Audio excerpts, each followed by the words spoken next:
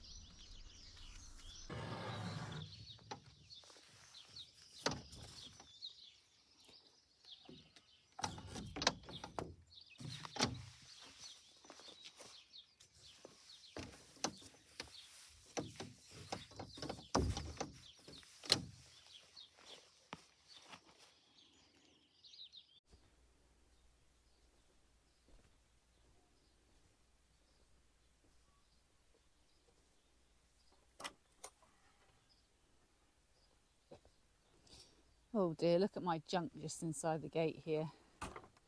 I've been using this, it's one of those windscreen covers that somebody was throwing away. And I took it and I've been covering some of my plants with it over the last few nights because it's been so frosty. But because it's cloudy skies this evening, I'm going to risk it. I'm not going to cover anything. I think we're going to be okay. So the first obvious thing that you will notice as you're looking at the patch is the frame is up. Oh wow, I think putting the cover on is one of the hardest bits to do. We're not quite there yet. We need to do the door the other end. I'm not going to have ventilation on the sides, so I've got a door each end to make sure that I can have a bit of airflow going through by leaving the doors open. I hope I don't regret that. I'm really hoping there'll be enough airflow in there. I expect the doors will spend a lot of the time open, but I think I'm going to put up some mesh screens just to try and keep the bugs out a little bit. So you can imagine I'm very, very pleased to see some progress there. And I've been busy on the perennial beds here. I've moved a lot of things around. Let's go for a little wander and have a look. So this is, it's not planted up as if it's a cut flower patch. It's very higgledy-piggledy. It looks more like a small garden border because we've got feverfew here. We've got some dianthus, some sweet rocket, which is just got its buds on it there. And then you can see we've got sort of baby foxgloves there, cow parsley. And actually, I don't want to say this too loudly, but the voles haven't eaten my cow parsley this year, so that is good. I think that's an Icelandic poppy there. The ferns I leave because I cut them when they dry and use them in the autumn. So I don't mind those being there.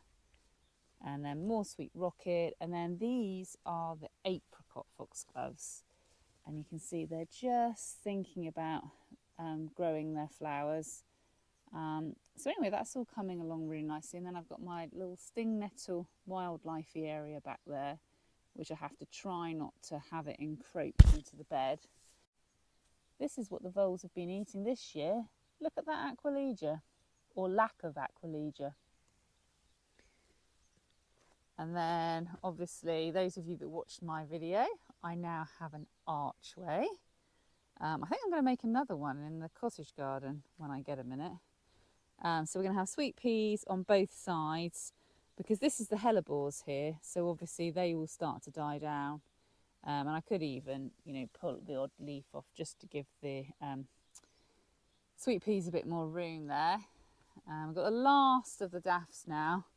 They're all pretty much finished. In fact, I went along this morning. I didn't do a very good job. I went along this morning and just pulled some of the tops off so that they put their energy down into the bulbs. But I was really pleased with putting them here. It was a really good use of a really weedy, horrible area, which I couldn't really plant anything else there. So yeah, that worked really, really well. The low tunnel, oh, I stupidly have just closed it, but I will open it up and let you have a look at it. But I just have had to kick the Greek cress out because it's so tall now that yeah, it was touching the plastic and it was going to affect it. So I don't know what that's going to think about being kicked out like that. And then I've got some nigella down here which has had to be kicked out just because I needed the plastic to go to the next bar. So in the low tunnel we've got some self-sown auroch at the back there, which is quite handy because I haven't sown any, so I'll probably move those outside at some point. This really needs thinning out. This is Gilia tricolour. This is Candy Tuft.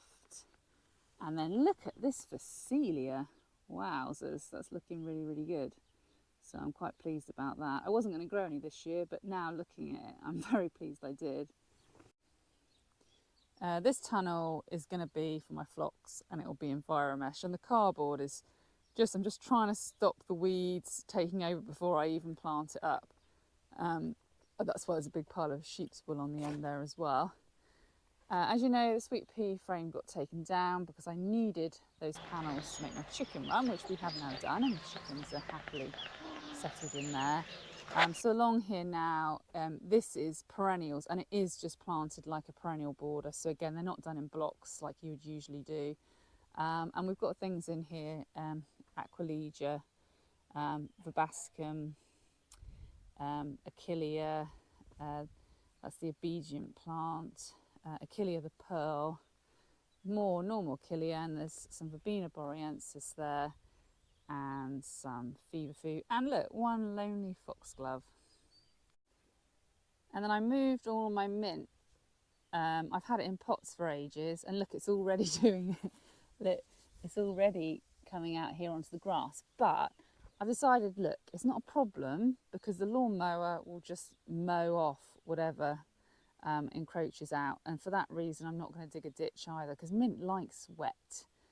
This is oregano on the end here, oregano, and then chocolate mint and spearmint. So I felt like there was, you know me, I cram as many plants in as I can, and I just felt like there was enough room here. This bed is just covered to stop weeds. And then this is my Alchemilla mollis all the way along the edge. They're only babies, and they're along, these ones are obviously a bit bigger. They go all the way down the edges, and then in the middle we've got peonies. And I mean, these are, I'm not expecting anything for a few years, but there is actually a bud. This will be the first year there will be a bud on there. And then there are two buds on this one. No buds on this one. No buds on this one. And then this one got frosted last night because it put on too much growth. But 4 buds on that one. But yeah, I wonder if this will be a problem every year because this is very open site. It's so wet, I thought they would hate it, but actually they're all right. And then this one is, if you watch my video about should I bother planting it, it has got a little tiny bud on it. But, you know, give it a few years. And then I put this little sweet pea wigwam that I just made very quickly there just for a few extra sweet peas because I thought there'd be room on the end there. And then these are self-sown nigella in the middle here that don't look particularly happy, but I didn't thin them out, so that's probably partly the reason. And the other reason is probably because it's been so wet. And then this next bed is an absolute nightmare. I tried to just start taking the weeds out, but it was back when it was so wet that everything just clagged together and I couldn't do it. So I've just given up on it, to be honest, and I just covered it up because I really don't know what to do with it. It'll probably be dahlias for that reason, so then I can give it a bit longer. This is one that's been covered and I had to uncover it because I needed the carpet to cover that one. But it looks okay, it's pretty weed free for the moment. And then this one is another one that's covered just to make it easier. And you see what happens when I don't cover it. Creeping buttercup, grasses, nettles. There is actually a Verbena boreaensis there, which is quite useful. But basically, the edges creep in all the way along the edge. It creeps into the border. And then I mean, you even get stuff right in the middle. And then half of it is covered. And what I'm going to do, if I can sell my saddle, there's a lady burrowing it at the moment, then I'm going to buy some timber and I'm going to edge just the beds down here that are on the grass. Just because I'm just fed up with all this creeping in and it just drives me a bit mad. So let's hope we can sell my saddle, people. And then look, wildflowers. Look how pretty. I don't think you call it the same in Devon. Georgia Newbury, Common Farm Flowers, calls it lady smock, but there is a Devon word for it. But I don't know what it is, so we'll just call it lady smock, shall we? And then if I turn around, we've got some apple mint. We've got foxglove here. That's probably a wild one. I'm not sure what it will be. Some hypericum here. And then, oh, look at this lovely apple mint. And then down here, the dianthus are getting buds. Slowly, slowly. Now, I can't remember if this is the white or the pink, but I think I've got a label. This is the pink. I have got a label. So that's the pink. And then, oh, some forget-me-nots down here. And then this is the white, which is also budding up. Oh, I need to get that thistle out one day. This is some achillea I dug up and just stuck in there. And then this is all a blank canvas. The tulips came out. They ended up having tulip fire in the end. And then I moved these. These are the Shasta daisies. These are the white foxgloves, which are not so far ahead. And then you can see I've got a scabious back there and a phacelia as well. And then the honesty is about the only thing that I've got flowering. And I don't cut it because I'm growing it for the seed heads, not for the flowers. And then back here we have got Canterbury bells. I grew loads more than this, but I meant to put them in the cottage garden and just the cottage garden is such a mess I didn't get round to it. But I'll still plant them because they probably will flower either really late this year or next year. Compost heaps are a total mess. We don't need to go there. Okay, let's go up the other end now where it's a bit more organised. The beds that have been in a bit longer and are a bit more established. Okay, so the willow had a really good haircut. So that's looking really, really good. I mean, it's amazing. You can actually see a path. And look, the blueberry bush. I mean, all these flowers. It'd be great if I was going to get that many blueberries. That's valerian there. There's usually loads more gladiolus back there, but there's only a few coming up. Raspberry. That was that yellow lupin somebody gifted me. A few casmassias here. I don't remember putting them there, but I did. And this is purslane. Look, I know I can't cut it, but you know, it's food for insects, and I think it's really pretty, and it's really not causing any trouble back there, so I let that one go. And then the raspberries are coming. This is a thornless raspberry, which I can use for foliage. It's not looking as good as it has previous years.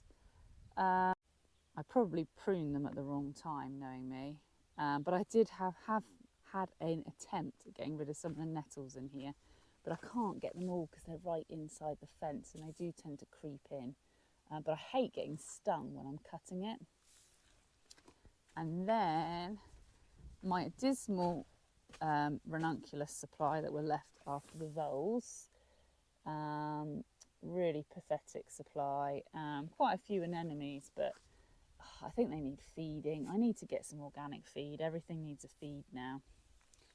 And then we've got more apple mint there, pineapple mint down here, and a plantain. Pull that out. Oh, I just pulled its head off. That was a bit pointless. And then these are dianthus. These are more of a mixed colours, so there'll be some reds and things in here. Look, there's a sneaky nettle in there as well. This is a rogue tulip from many years ago, but again, it's not really causing any harm. Okay, and then here we've got grasses, Korean feather reed grass, Breeza media, that's the perennial. And I've taken the sedums out, which I didn't really like, and these sedums are all the one I really like for cutting. Oh dear, what's happened here though? Look, this bit's come off. I probably could do a cutting from that if I...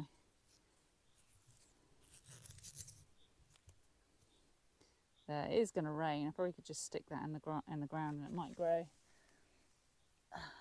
It's been a bit dry, so doesn't particularly work very well if it's been really dry, but I'll give it a go. I think it's going to rain anyway, I might be wrong. And then these are feverfew here. These ones are teeny tiny and these ones are a bit bigger. This is a really old bed of Achillea, which I was at two minds. I probably should have taken it out and started again because it's a bit rough and ready. But I'm not going to get around to that now this year, so we'll leave it as it is. This is the obedient plant's been moved to here. Oregano. This gap here is for my baby Lismachias to go in eventually, and then these are the Lismachias I've already got. Not very happy that I planted them out. The leaves have gone really, really purple. These are verbascums, but I just needed the space in the greenhouse. I did harden them off. Oh, their leaves are coming off. Oh, that's not very good. But yeah, I mean, hopefully they'll bounce back. Sometimes things do sulk when I put them out, and then they are all right in the end, so fingers crossed. This is my Veronica, but I didn't realise when I was planting it, it was my Veronica. I thought it was my perennial phlox, but I'm not going to move it now, so it just means the perennial phlox will go in the cottage garden. Trouble is, I think there might be a red in there, and I didn't really want any red in the cottage garden. Okay, so then we've got Astrantia here, Achillea the pearl here, and I think these are all dead apart from this one. I was being optimistic because I've managed to overwinter my Rebecca Sahara before, but I would say, I'll just do a little bit of weeding while we're here, I would say that they were all dead, but I have got new ones that are sown in the greenhouse. But it just means I wonder whether I should put a different perennial in here and just put the Rebecca Sahara in with the annuals. I'll have a think about that, because some years it makes it and some years it doesn't. I mean, you never know, it might still come back. The roots still feel quite good. Another massive patch of oregano that I haven't even deadheaded yet. They're silly, isn't it? These jobs are all like 30-second jobs and we just don't get around to them because we're seed sowing and putting out and watering seedlings and delivering flowers and and these little jobs don't get done. Oh yeah, and filming videos. Okay, and then in here we've got more Achillea. There's a few Greek crests in here, and then bronze fennel on the end. And then look at my makeshift tunnel here. This is just willow that I cut down. It's probably rooting. And we've just got some cerinthe there, some sulking snapdragons, some lavatra, some larkspur, some dorcas, and then the ammi, which I know what you're thinking, that will get frosted, but I have been covering it up. And then these are the poppies that I sowed, so they're coming up, and some baby gladioli. And then we've just got a bit of outside Phacelia here, but that will be something else eventually. I'll only cut the Phacelia once, and then I'll put something else in there. And you'll notice these paths are sawdust now, so the plastic's gone. That's because the plastic had just had it here and here, but actually it's going to be a bonus because I'll take the plastic path up the other side of the polytunnel as well, because the voles just go underneath it and they love it. They love hiding, and they can get from bed to bed undercover without getting eaten by wildlife. So it'll only be that path that I'll take out, and the other plastic's okay, that can stay. And then, oh, what a mess it is in this. Should we go into the tunnel? Should we go through the door as if it really is a tunnel? Okay, so here we are. What a mess. Look at all these weeds. To be fair though, this side, which I started, I know I'm no dig and I've had to dig it. The only way I could have no dig this would have been to trim it down and to basically start from scratch again with cardboard and compost. And I don't have the money for the compost, to be quite honest. I've got loads of manure, but it's quite fresh. So anyway, in here I've decided I'm just gonna dig. So that's what I've done. So I've just been digging the weeds out. You can see I haven't quite done this bit yet, but I've done here. And then it'll be all ready to go. So I'm getting there in here. We'll go out the other pretend door that's not up yet. There will be a door here. And this is the pile of soil that didn't get put back in the holes.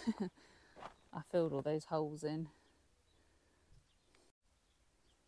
And then this bed is empty and ready for planting, which I should be doing very, very soon. And then we've got roses.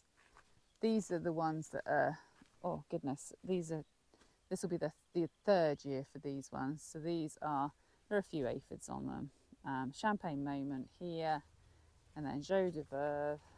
And look, one of the, I just want to sort of let it go out of curiosity, but this is obviously growing off the rootstock.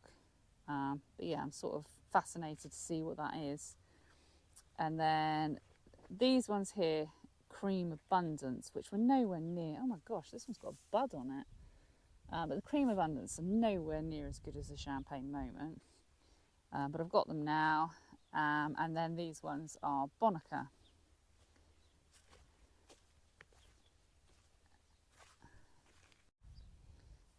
And then I've been direct sowing along here, but it's suddenly gone so dry. It's been so wet and now it's so dry. So there's nothing coming up yet. But this is things like bird seed, wild bird food. So anyway, we'll see what happens there. And then there's nothing in here yet. So this needs, you can just see the weeds are all starting to come up. So I need to get on top of this and get it mulched. What I would say is I think it's definitely warm enough for seed sowing now, because when you look around, see, here we are. This, I think that might even be an amaranthus rather than auroch. And then there are a few more places like that where there's bare earth, where I can see things seeding themselves. So definitely been warm enough.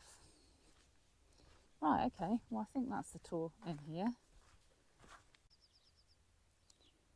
Well, thank you very much for joining me on my little tour of my cut flower garden today. Hope you liked having a look around. I'm pleased that I finally started to make a little bit of progress now. Um, I think I was just getting a little bit overwhelmed and the weather really wasn't helping. So it's amazing what a little bit of dry and fine weather can do for us. A bit of vitamin D, I think it is. Anyway, thanks for watching. Don't forget, if you do like my videos, to give them a like. If you'd like to follow along with other videos, you can subscribe along to the channel, and then you'll get to see when I've got other videos coming out. And if you'd like to contribute towards the filming of the channels, then you can buy me a coffee, and the link for that will be in the description for the video. I think I'm going to have a little go at doing some worm counting, whether or not that'll be the next video or a few videos on. But I've noticed when I've been working in the garden, there are some areas with some mulches that have more worms than others, and I'm keen to sort of do areas where there's wool, areas where there's miscanthus, areas where there's manure, and just have a little look at the difference in worm population. So I'm not saying when that video will be, but that's a video I'd like to do very soon. Thanks again. I'll see you in the next video.